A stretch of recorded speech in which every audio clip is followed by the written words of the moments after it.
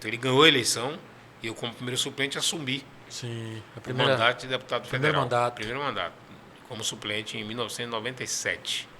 Né? E daí o processo foi andando e eu, até 2014. Eu fui 4 deputado mandatos. federal. 16 anos. Eu fui deputado federal por esse período. Então, essa agenda racial no Congresso, claro que se modificou. Sim. Era uma agenda que não aparecia, que não... Então, quando eu cheguei lá, a gente... Não dá mídia, né, Luiz? Da mídia, quando você propõe coisas que a classe média e a elite fica apavorada. Por exemplo, eu sempre, meu mandato, você nunca me viu na Rede Globo, nunca me viu Sim. na grande mídia. Como é que ela aparece? 2 eventos, por exemplo, especialmente, a Globo teve que me cobrir. O primeiro foi em 2000, acho que foi 2002, se não me engano. Foi 2002.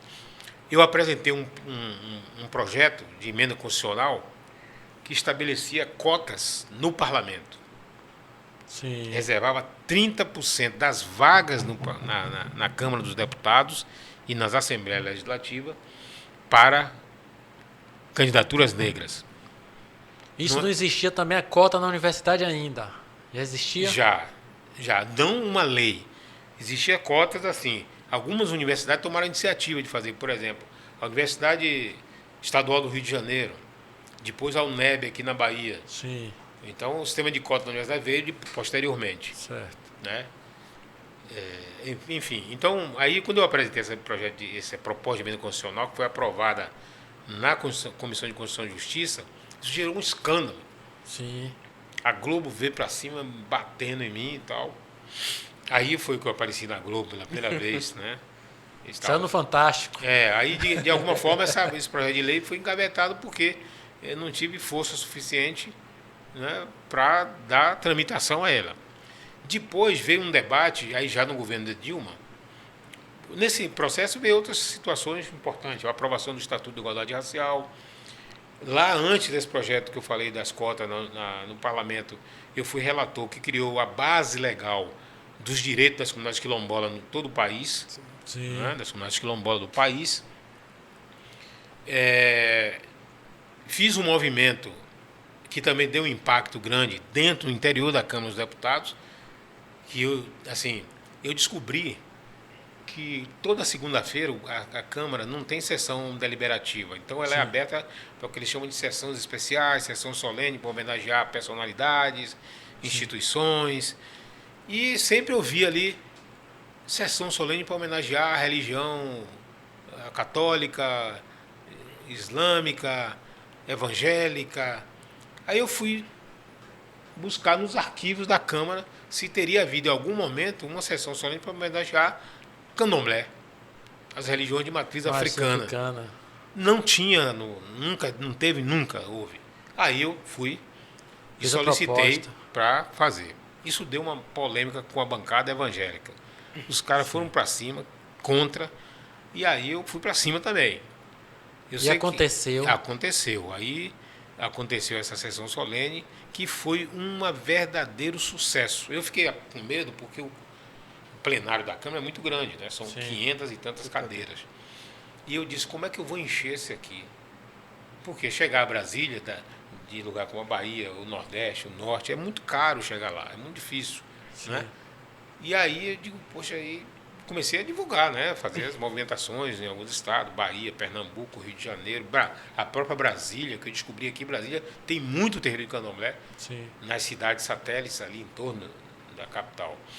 E aí, no dia da sessão solene, encheu o plenário. Lotou.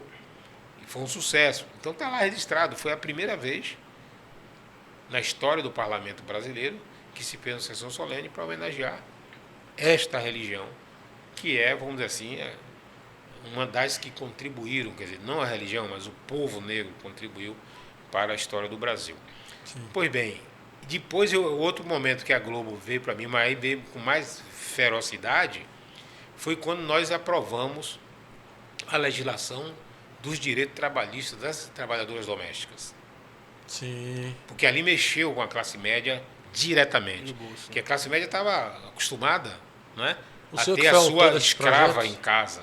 não era trabalhadora, era uma escrava. Muitas delas dormia no trabalho. E eu descobri uma coisa, um absurdo total.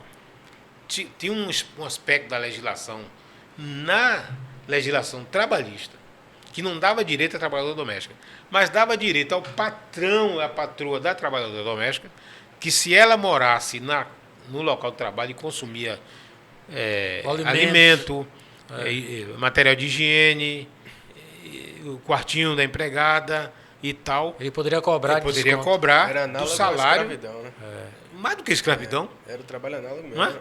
É isso mesmo. Quer dizer, hoje qualquer trabalhador formal que Recebe alimentação.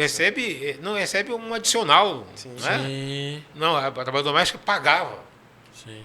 Certo? Aí quando a gente derruba isso, eu fui o autor da proposta que derrubou isso inicialmente, isso foi um escândalo.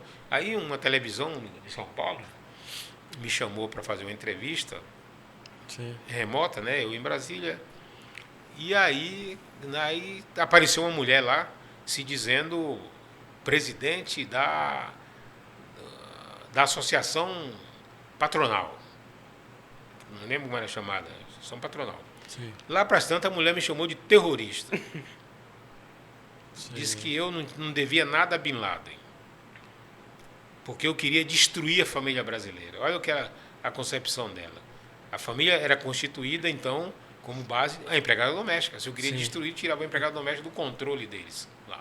Sim. Então foi a primeira vez que a Globo também veio em cima de mim, dando porrada e tal. Deus holofotes. Então, assim, minha ação parlamentar, eu considero que foi muito relevante, porque o resultado dela foram muitas conquistas. As comunidades de quilombola do país inteiro hoje têm direitos, né? Mesmo com muita luta para poder realizar esse direito, mas tem o direito lá escrito.